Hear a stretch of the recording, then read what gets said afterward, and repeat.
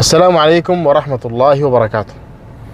من الحاجات الخطيرة شديد والخطيرة جد إنه الواحد يكون آخر حاجة عنده ربنا سبحانه وتعالى. من الحاجات اللي بتكون مصيبة عليك إنه ما تركز في الحاجة دي إنه هي ربنا بيفرح منها ولا بتغضب ربنا. لما أنت تكون مسلم معناته مستسلم لله سبحانه وتعالى. لما انت تكون مسلم معناته انت عبد لله سبحانه وتعالى. طيب، لما تلقى واحد يفرح بأغنية من الأغاني والأغنية دي فيها شرك بالله سبحانه وتعالى، مش شرك، فيها كفر بالله سبحانه وتعالى، أغنية لولة حقت الراب الهسة دي الطالعة ترند دي، أنا طبعا والله ما كنت متخيل الأغنية دي بالطريقة دي. سمعت عنها وشايف بوستات الناس بيكتبوا عنها. كنت أغنية زي ما كل مرة الناس بيطلعوا أغاني، وزعلت لما قالوا إنه فيها شرك بالله. قلت كده يا أخي أسمعها أشوف الشرك ده قدر شنو، الشرك جاي فيها حتة تحديدا يعني. لقيت الموضوع ده ما شرك كده، لقيته ده كفر عديل. والحزني وزعلني زيادة إنه ما هو يعني كفر كده وخلاص، لا لا، لقيت الناس في التيك توك وفي الفيسبوك وفي اليوتيوب الناس بتشارك الغنية وفرحانة وبتغني وبتنطري وبترقص، بيرقصوا عديل. الناس بيرقصوا في شرك الغنية دي الزولة دي بتاع الراب ده وبتاع الراب والبدي، ومعاهم ناس أسأل الله أن يهتدوا إن كانوا للهدى أقرب، وإن كانوا لا يهتدون أن يعجل بهلاكهم. جايبين ديك ضبحوه انت قال الديك ده ضبحوه ليش؟ شنو؟ دارين ياكلوه، جعانين. الديك ده ضبحوه قربان للشياطين. الديك ده ما زار. الديك ده لما شالوا الدم ومسحوه في وشه وفي كرعينه ده زار، ده قربان للشياطين. واحد، أول حاجة دي كده نثبتها، ده كفر بالله سبحانه وتعالى قولا واحدا.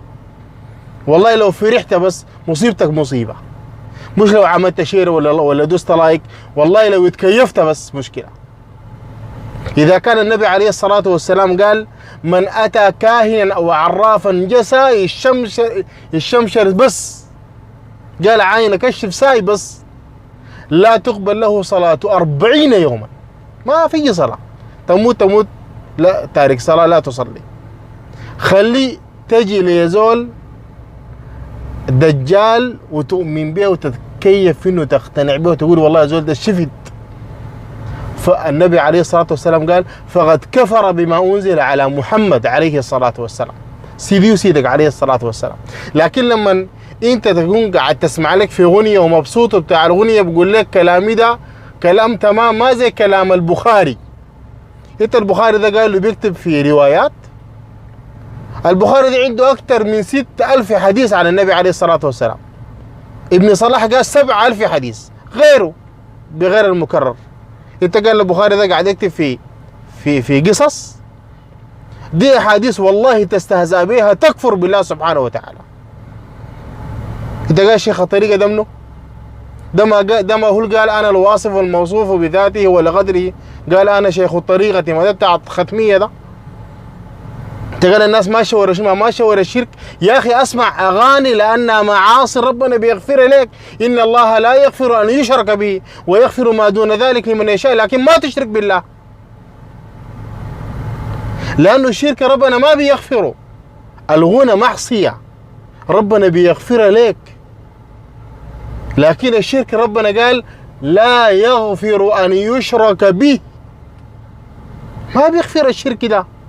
انت زول عندك ذنوب ومعاصي وامورك ما ظابطه وما تمام، ادعي ربنا يهديك ويهدينا معاك ويهدي الدنيا. طيب الحرب القائمه دي استفدنا منها شنو؟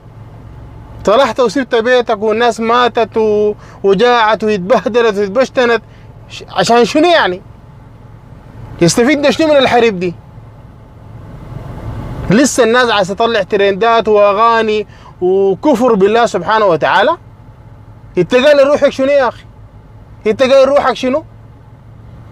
الناس بتفرح اقول لك يا سلام والله ظابط، والله درعه درعه. ناس يتكلموا في رب العالمين درعه. يا ناس ده كلام شنو ده؟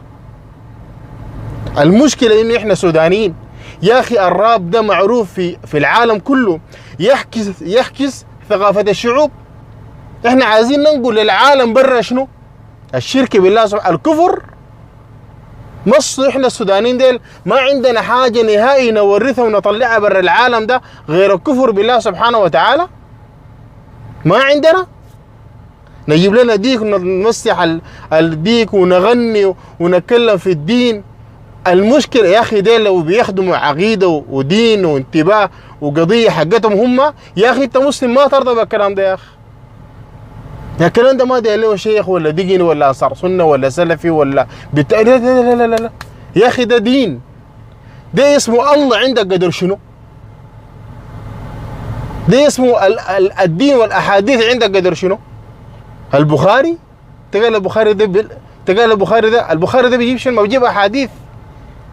لو انت عندك راي في البخاري اقل احاديث البخاري دي لو ضاعفت حديث ساي احتمال يكون عن النبي عليه الصلاه والسلام، احتمال يكون عن رسول الله عليه الصلاه والسلام. رسول الله عليه الصلاه والسلام، رسول الله النبي عليه الصلاه والسلام. ترقص زول ياخد هسي مشاكل البنات دي كلها والناس دي كلها في شنو؟ في الجن العاشق. الجن العاشق ده كيفها؟ بالاستحضار ده. بالاستحضار يستحضروا الجن، جابوا الجن عشان الجن يستحضر. استحضار السين دي الزيادة في العرب، في الناس اللغة العربية قالوا الزيادة في المبنى تدل على زيادة في المعنى. استحضار طلب حضور الجن. داير لي شيخ رقية، داير ارقي، ما بنوم، حاسه بشنو، انا ما عارف، ما قادر اصلي، انا الاسكاري ما بقولها، البقره ما بقدر اقراها. الكلام ده كله سببه شنو؟ سببه واحد يشغل له اغنيه يرقص معاه. انت عارف الكلام شنو؟ الناس الخادمين قضيه ديل بقضيتهم. انت اخدم دين الله، اغضب، لاقي الله قول يا الله بس انا غضبت، لاقي الله بغضبك قول لي يا الله انا ما راضي، والله الدنيا بتساوي حاجه.